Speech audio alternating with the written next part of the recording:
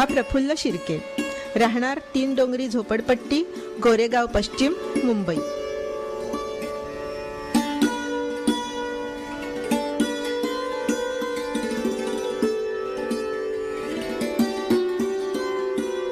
जिथं माणसांना राहायला धड जागा नाही तिथं LLB होण्याची महत्वाकांक्षा प्रफुल्ल सारख्या विद्यार्थ्यानं कशी पुरी करावी? स्वतःचाच आवाज जिथं ऐकायला येत नाही तिथं त्यानं अभ्यास कसा करावा? अशी निवांत जागा मिळाली तर का नाही होणार अभ्यास? प्रफुल्ल शिर्के सारख्या विद्यार्थ्यांचा शिक्षणाचा ध्यास पुरा होऊ शकतोय तो त्यांना सुविधा संपन्न अभ्यासिका उपलब्ध करून देणाऱ्या केशव गोरे स्मारक ट्रस्टमुळे. संकल्पातून सिद्धीचे हे दीप असेच तेवतात, जगण्याचे अर्थ सहज नव्या मनुस सांगतात. या समाजविषयक जाणीवेची सुरुवात झाली एका जिवंत रसरशीत स्मृतीतून. केशव उर्फ बंडू गोरे, गोरेगावातलं मूर्तिमंत चैतन्य. काळ स्वातंत्र्य चळवळीचा, भूमिगत कार्याचा, तुरुंगवासाचा आणि समाज म्हणून एकसंध होऊन विचार करण्याचा, त्या विचाराला कृतीत उतरवण्यासाठी धडपडण्याचा काळ. इथे कोरेगाव मध्ये जो समाजवाद्यांचा म्हणून एक गट होता आणि तो खूप कार्यरत होता असं म्हटलं तरी हरकत नाही की संपूर्ण महाराष्ट्रात सर्वात कार्यरत असलेला हा गोरेगावचा गट होता. त्याचे प्रेरणास्थान बंडूच होते. 1958 बंडू गोरे यांचं अकाली निधन झालं. चैतन्य हरवलं. उरल्या त्या चैतन्याच्या आठवणी. बंडू गेल्यानंतर इकडे त्यांच्या सगळ्या मित्रमंडळींनी, विशेषतः आबा करवतकर, बाबूराव सामंत आणि इतर सर्वांनी मिळून असं ठरवलं की आपण बंडूचं स्मारक काहीतरी इथे उभारलं पाहिजे. स्मारक उभं करायचं म्हणजे काहीतरी पुतळा वगैरे उभा करायचा अशी आमची कुणाचीच कल्पना नव्हती. मित्र आणि सहकाऱ्यांच्या स्मारक उभारण्याच्या विचारानं केशव गोरे स्मारक ट्रस्टचं रूप घेतलं. सुरुवातीचे विश्वस्त म्हणजे विनायकराव कुलकर्णी, माझे वडील म्हणजे नानासाहेब बोईले, आबा करमरकर, कुसुमताई सामंत. आम्ही हे स्मारक उभारायचं ठरवलं आणि म्हणून गावाला काय आवश्यक आहे ते उभं करायचं ठरवलं आणि त्यासाठी मग लागलेला पैसा आम्ही गावामध्ये लोकांच्याकडूनच गोळा केला आणि तो सहजपणे आम्हाला गोळा करता आला. गोरेगाव स्टेशन जवळ अंबाबाई देवस्थान ट्रस्ट आहे. बाबूराव सामंत त्याचे ट्रस्टी होते. त्यांनी अंबाबाई ट्रस्टची जागा केशव गोरे स्मारक ट्रस्टसाठी मिळवून दिली. ऑक्टोबर 1958 एक नवा संकल्प रुजला. स्मृती ही 2च खोल्यांची पहिली इमारत उभी राहिली. पण या 2 खोल्या म्हणजे पुढच्या काळातल्या बहुआयामी समाजकार्याचा भक्कम पायाच होता.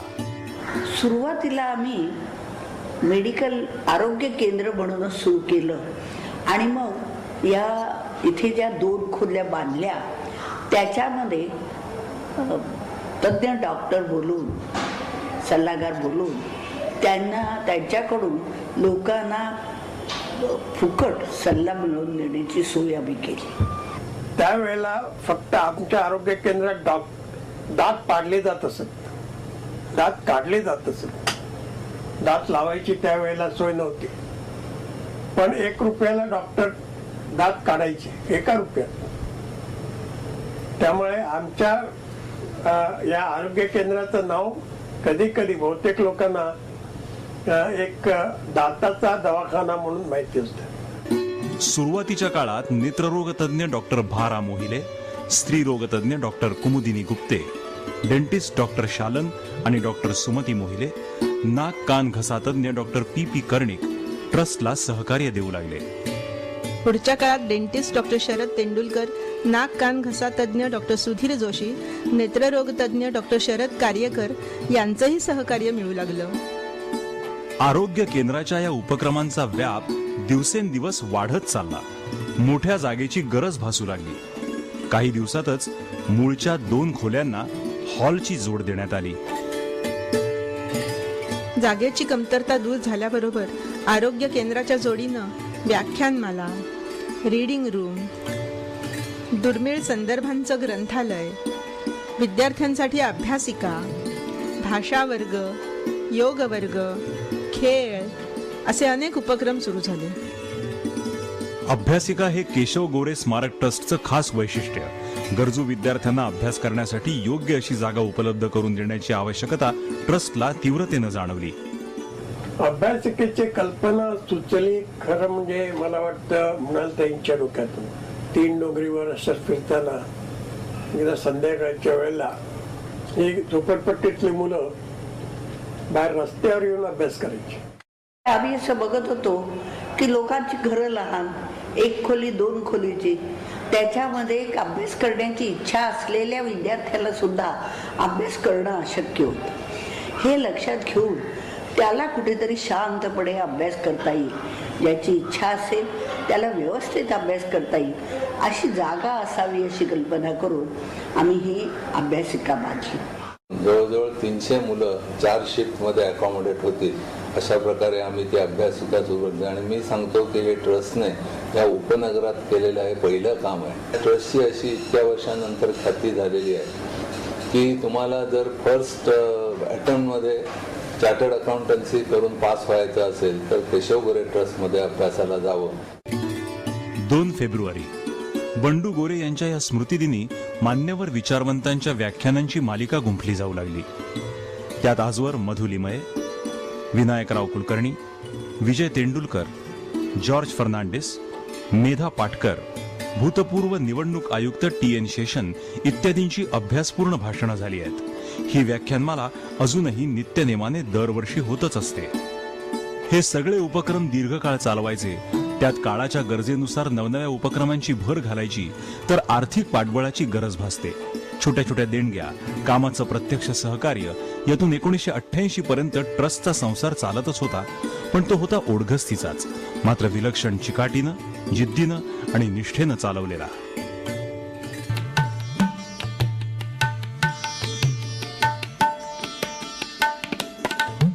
1988 मध्ये मृणालताईंचा षष्ठ्यब्दीपूर्ती सोहळा आयोजित करून समाजानं त्यांच्या प्रदीर्घ निरलस समाजसेवेची पावती दिली. त्यावेळी त्यांना 25 लाखांची थैली अर्पण करण्यात आली. ती सगळी रक्कम त्यांनी ट्रस्टच्या सुपूर्द केली. त्यामुळे ट्रस्टला खूपच आर्थिक बळ मिळालं आणि त्याचबरोबर उपक्रमांची व्याप्ती देखील वाढत गेली. नव्या युगाची, नव्या पिढीची गरज लक्षात घेऊन संगणक वर्गही सुरू केले. पीडित आणि शोषित महिलांसाठी काम करणाऱ्या स्वाधार या संस्थेला ट्रस्टनं संलग्न करून घेतलं.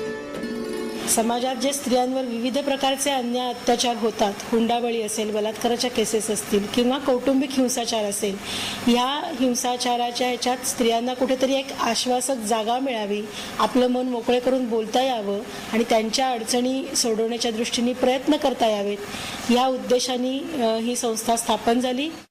केशव गोरे ट्रस्टनी 1983 पासूनच ही जागा स्वाधारला ह्या ह्याच्यात उपलब्ध करून दिली. ट्रस्टचं ऋणानुबंध कायमचेच आहेत. म्हणजे ट्रस्ट आहे म्हणून स्वाधार आहे असंही म्हणायला काहीच हरकत नाही, कारण ट्रस्टचे सर्व कर्मचारी, सर्व विश्वस्त, सर्व कार्यकर्ते यांचं स्वाधारच्या प्रत्येक कामात खूप सहकार्य असतं. एक फक्त नावाला खरं म्हणजे वेगळी नोंदणी झालेली संस्था असंच खरं त्याचं स्वरूप आहे. भाषा वर्ग ही ट्रस्टची एक खासियत. जपानी आणि जर्मन भाषा शिकवण्याचे वर्ग ट्रस्टने सुरू केले. भाषा शिक्षण केंद्र हे त्यातला आमचा जो मुख्य हेतू आहे तो मराठी माध्यमाच्या शाळातून जी इंग्रजीची हेळसांड होते किंवा भाषांचीच हेळसांड, केवळ इंग्रजीची नव्हे मराठीची तीच अवस्था, तर प्राथमिक शाळेतल्या शिक्षकांना मराठी भाषा आणि इंग्रजी भाषा यांचं अधिक सकस असं प्रशिक्षण देणं हा प्रधान हेतू आहे या भाषा शिक्षण केंद्राचा. म्हणजे जे प्रशिक्षण आहे ते शिक्षकांचं आहे. प्राथमिक शाळेमधल्या जे शिकून गेलेले आहेत अशा विद्यार्थ्यांना आम्ही काही ज्याला कॉन्व्हर्सेशनल इंग्लिश, संभाषणात्मक इंग्रजी आपण ते वर्ग आम्ही घेतो आणि या दोन्ही प्रकारच्या आमच्या उपक्रमासाठी लागणारा तो आम्ही काहीसा सबसिडाईज करतो. त्यासाठी आम्ही इतर भाषांचे म्हणजे सध्या आमचे चालू असलेले जर्मन आणि जॅपनीज या 2 भाषांचे वर्ग चालू आहेत.